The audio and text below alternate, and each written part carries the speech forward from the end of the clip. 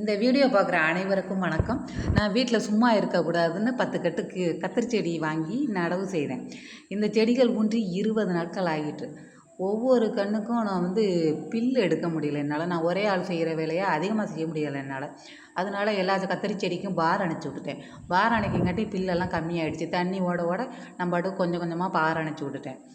இந்த செடிகள்லாம் ஊன்றி 20 நாட்கள் ஆகிட்டு. இதுக்கு நான் எந்த ஒரு உரமே எதுவுமே போடலை. ஒன்லி சாம்பல் மட்டும் தான் போட்டிருக்கேன் இந்த 20 நாட்கள் ஆன கன்றுகளுக்கு.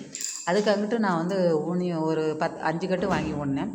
இந்த கண்ணெல்லாம் 45 நாள் ஆயிடுச்சு. இதுக்கு பசுமாட்டு எருவும் இன்னும் சாம்பலும் தான் இதுக்கு இது. ஆனால் பூ வந்துருச்சு. 45 நாள் ஆனதில் பூ வந்துருச்சு. ஆனால் என்ன இதில் எப்படி காய்க்க போகுது என்னன்னு தெரியல. ஆனால் நான் செடியாக வாங்கி நடவு செய்தது இது எப்படி காய்க்க போகுது என்னன்னுங்கிறது தெரில. என்ன கலரில் என்ன வடிவத்தில் எப்படி காய்க்க போகுது, டீப்பு கத்திரிக்காயா, அண்ணாமலை கத்திரிக்காயா, வெள்ளை கத்திரிக்காயா, நாட்டு கத்திரிக்காயா, என்ன கத்திரிக்காய்னு தெரில. அந்த இலையெல்லாம் ஒரு மாதிரி கலராக வருது. ஆனால் நல்லா பசுமையாக பச்சை பச்சேன்னு வந்திருக்கு. காய் நல்லா ஈல்டு வரும்னு நினைக்கிறேன். பார்ப்போம் எப்படி என்று எதிர்பார்ப்போம்.